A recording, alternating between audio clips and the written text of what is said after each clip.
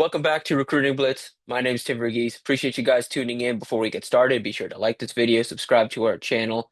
It was a big weekend for Nebraska, a big week in general, as they get visits started here at the start of spring. Kind of figured going into the weekend it would be a good opportunity for the 26 class, but really it was the 27 class that kind of stole the show, stole the headlines from Nebraska's visit weekend. So we'll get right into it. Be sure to check out InsideNebraska.com and the Insiders Board. We've got more detailed intel over there coming out of the weekend, and we'll continue to have intel through the next week, going into next week's visits. More on that as well in a bit. But we kind of started. Nebraska hosted Trey Taylor. That was the headliner, 2027 four-star quarterback, number 11 prospect in the country, number four quarterback in the country per Rivals. His last visit to Nebraska and his third visit in total before an expected June 6th decision. It was an important visit, just getting 2 days on campus, getting to see the coaching staff and actually getting to spend some one-on-one time with Dana Holgorsen, Glenn Thomas, obviously some FaceTime with Matt Rule as well. But I think what's going to give Nebraska and if you've read our work over at Inside Nebraska already coming out of the weekend, you know how I feel about Nebraska right now. I think Nebraska is emerges one of the top contenders. I think right now, depending on who you ask, I think it's LSU, Texas A&M, Nebraska, and then Alabama, Auburn still hanging around. But I think it's LSU, Texas A&M, Nebraska. I think those are the top three heading into this final stretch of this recruitment.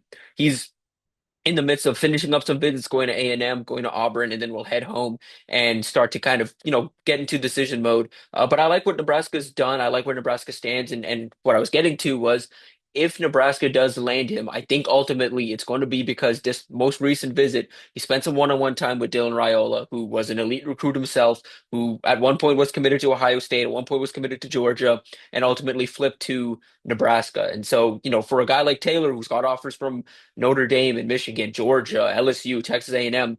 Nebraska's somewhat feels like an odd man out type of program in that mix, but I think his conversations with Raiola, I think the faith and confidence that Raiola has in this current coaching staff, I think all of that's gone a long way, and there's enough there that I think I feel good about where Nebraska stands. But again, there's going to be a final stretch. I think LSU feels pretty confident. I think Texas A&M feels pretty confident.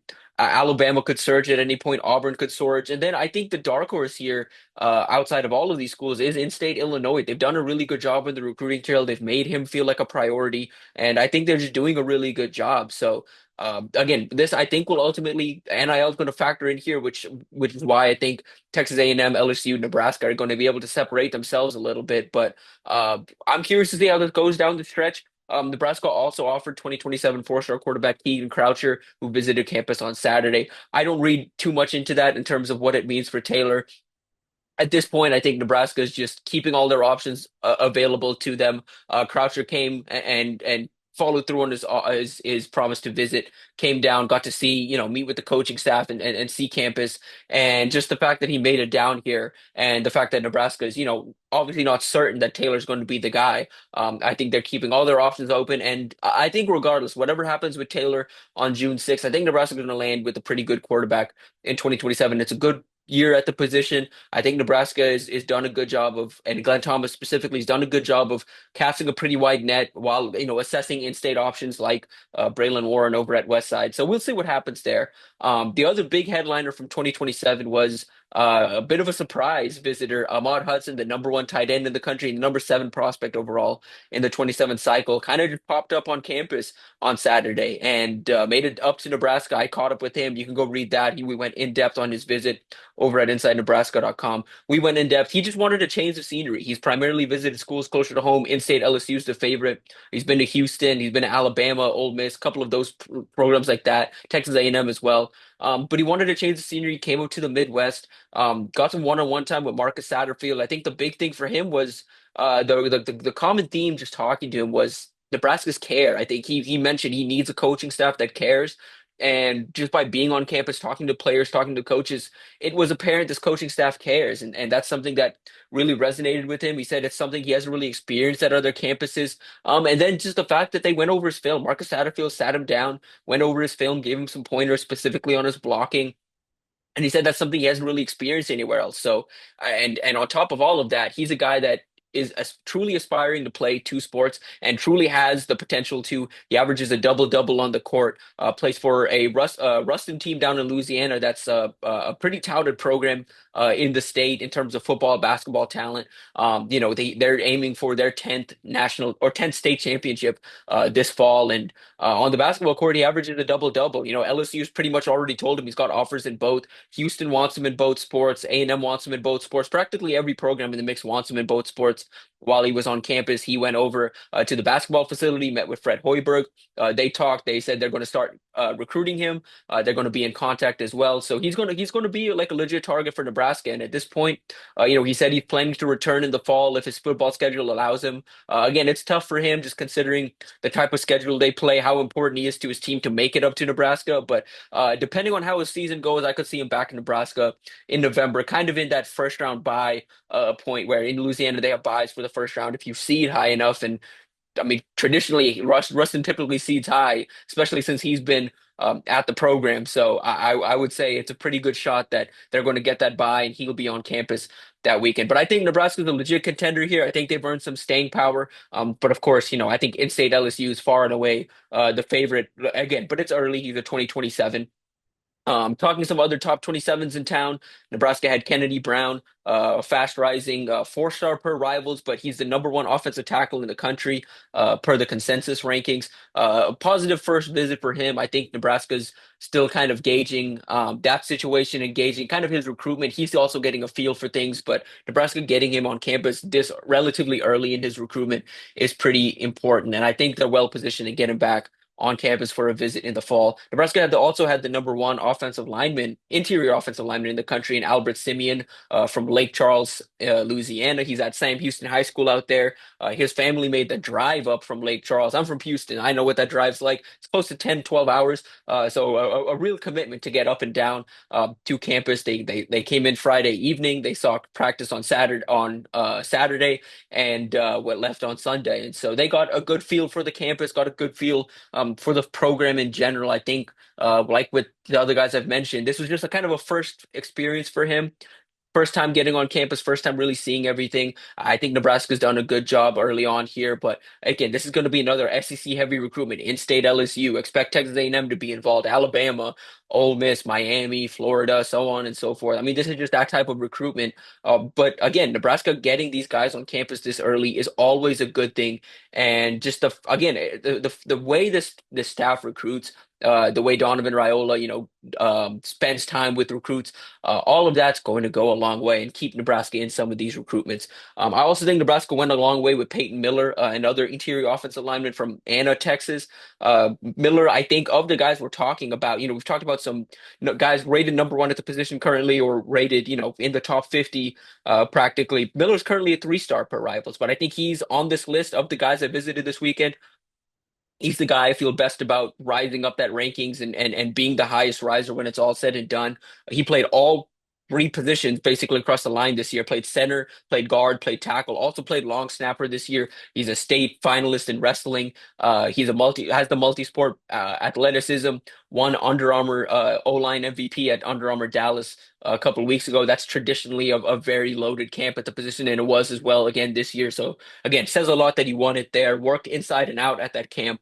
And Nebraska was the first to offer way back in 2023 when he was a freshman in high school. They got him back on campus for the first time. He came with his whole family.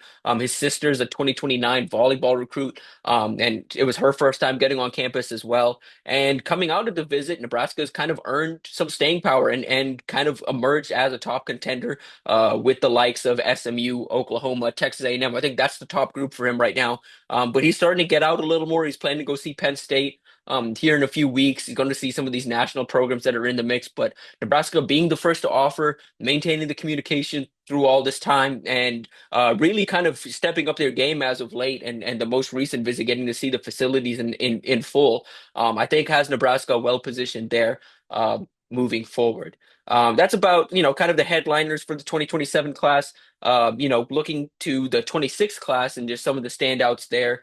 Nebraska had Titan Davis, four-star defensive end out of St. Louis. Still working to catch up with him. Stay tuned to Inside Nebraska for that. Me and Greg Smith should hopefully have something on him later this week. He's one that kind of plays things close to vest, but you kind of know when he's been places and how he feels about places. So we're working to catch up with him. We'll see what happens there. In the near future. Nebraska also had four-star quarterback Cameron Hamill out of Arizona. He's the number one recruit in the state of Arizona for the 2026 cycle. Nebraska sees him as a nickel corner in the defense. He's got top priority there for John Butler and Addison Williams. This was his first time really interacting with Addison Williams. Obviously, John Butler was the DB's coach in the fall, and he's got a good relationship there. But this was his first time really getting to meet and interact with Addison Williams. I think Nebraska's done a good enough job to, kind of maintain some staying power. They're in the top seven for him, but that offer list has continued to grow. And so this was an important visit, getting him on campus at this point. I think Nebraska's done a good enough job to stay, and I also think they've done a good enough job to earn an official visit here in the summer. So again, you're battling the Michigans, the Penn States, the Arizona States, Tennessee, Alabama, so on and so forth. Like this is going to be a competitive recruitment, but I like what Nebraska's done so far, and I do think Nebraska is going to put together a pretty nice DB class here in the class of 2026. Flipping to real back to the class of 27 real quick, Nebraska also did mean to mention this. Nebraska also had Torrey Pittman, elite in-state safety from Omaha Central, on campus for a visit on Thursday. I mean, at this point, I mean Pittman keeps coming back to Nebraska. So does Kylan Haney, his teammate, three-star running back Nebraska's after. I feel good that Nebraska is going to eventually land those two. The thing with Pittman is that's a national recruitment that's going to keep blowing up. He's a top five safety in the country. Depending on which site you look at, which ranking you look at, he's even in five-star territory at this point. That's just what national programs and national evaluators think about him. I think that offer list is going to keep growing. I think the national interest is going to keep growing. And then you know how NIL works in this recruitment as well. That's going to be a factor down the stretch. But Nebraska, I mean, about as well as you can do early on in that recruitment, I think um, Nebraska's, I guess, done as well as you can do to this point. Flipping back to the class of 2026, and we'll finish it out here. Nebraska had Nasir Rankin on campus, four-star slot receiver out of Chicago, for a visit on Thursday. They've done well enough that it was a good enough visit that he scheduled a return official visit for June 13th. Um, I like where Nebraska stands. I think they've done a good job there, but I think the school to beat here is Illinois. In-state Illinois has done a really good job recruiting one of the football land, and then just this past week, Illinois basketball offered as well, and that's a big deal. He's a guy that wants to play both sports at the next level. Is a star on the basketball court for Morgan Park out there in Chicago, and in Chicago, he's kind of emerging as a bit of a local legend, kind of a high school prospect is a star in both sports from the city, not really in the suburbs, and so that means a lot to the city. And so he's a guy that Illinois would like to keep in state. I think they're going to do everything they can to keep him in state. And I mean, it says a lot that Brad Underwood offered him a scholarship. So yeah, I think it's Illinois' recruitment to lose, but Nebraska's making it competitive. Michigan's making it competitive. Oregon's in the mix too. But I mean, the fact Nebraska got him on campus and was able to get that return official visit says a lot. He's a guy Nebraska sees in this offensive weapon type role, not necessarily a traditional slot. They're recruiting a couple guys to that position. Cohen Brown out of Waxahachie down in Texas is another one they're recruiting at that position. They've got a couple names they're kind of looking as this like kind of versatile offensive weapon. Think back to what kind of Scott Frost wanted Wandale Robinson to kind of be. That's the type of guy they're looking at. It's kind of what I expect Isaiah Mosey to play at Nebraska as well, that type of role. Talking just other 26 prospects that made it to campus. Three-star priority interior offensive lineman Jax Tanner out of Idaho made it to campus for the first time. Seemed like a pretty positive visit for him. But I think Wisconsin's emerging as a program that's a real contender here. Oregon, Michigan are really involved. BYU's involved. In-state Boise State wants to keep him home. This one is just kind of wait and see. I think Nebraska's done a good enough job to get him back for an official visit this summer. I think they're also working on Kelvin Obot, another a four-star offensive lineman and a top priority target out of Idaho as well. Those two have built something of a relationship, and not necessarily that they're a package deal, but they are evaluating some of these schools together. And I think Nebraska is one of the few schools that is high on both of their lists. So doing a good job there, but I think again getting him on campus just to get a feel for the campus was a big deal in and of itself. That'll probably do it. I guess for the intel portion of this in terms of who visited this past week, do stay tuned to InsideNebraska.com and the Insiders board. We've got intel flowing through the rest of the week on visitors that were in town. over the weekend. Looking ahead to this next week, it's going to be another big week, smaller group of visitors we expect at this point, at the start of the week. But across this week, you're going to see four-star safety committed Devin Jackson visit this week. He's a Florida commit. Nebraska's been trying to flip him away from the Gators. If you remember, they had him and his teammate Danny Odom, a three-star cornerback, both on campus for Elite Junior Day back in February. Both those guys are returning on Friday, I believe, for their second visit, and then both are scheduled to, or right now, Odom's scheduled to return for an official visit in June. I have to imagine Nebraska is going to do what they can to get Jackson scheduled for an official visit this summer as well. Big deal to get both on campus. When I talked to both after their visit back in February, they kind of hinted that they were planning on not getting back till their official visit, but the fact that Nebraska is able to get them up in an unofficial capacity, they're getting a second opportunity to see campus and spend a little more time with the coaching staff. I think says a lot about where Nebraska is right here. They're not the only school trying to flip Jackson away. Georgia's in the mix. Florida State, Miami, a few other programs trying to flip Jackson away. And then with Odom, he's a Pennsylvania native originally, now plays his football in Orlando. Got in-state Florida after him. Miami has Penn State after him, and has 30 plus offers. So this is both are going to be competitive recruitments. But again, like I mentioned with Tanner and Obot, it's kind of the same thing where Nebraska is one of the few schools that are recruiting both of these guys and are feeling but making both feel like a priority and are at the top or near the top of both lists. So I think the package deal, I think the come play at Nebraska together is something that both are really receptive to. And it's Addison Williams, who coached at UCF, has a good relationship there. And I think that relationship is what's going to keep Nebraska in this recruitment down the stretch. Nebraska is also going to get the first opportunity with four-star edge rusher Luke Waffle out of New Jersey. He's one of the top edge rushers in the country. I think a true jack candidate, but can also play edge. It's going to be his first time on campus later this week. And I think the schools here at the top are Penn State and Michigan. His brother kind of has played at both programs at this point, and he's got a good familiarity with both programs, has some other national programs in the mix. Bill Belichick came to school and offered him. That was a pretty big deal for him. I think North Carolina's a real program there, but Nebraska's getting him on campus. Obviously, we've talked so much about this staff, Matt Rule and EJ Bartel in particular, their ties to the New Jersey area. So a good opportunity for Nebraska to kind of set the stage and try and get him back for an official visit.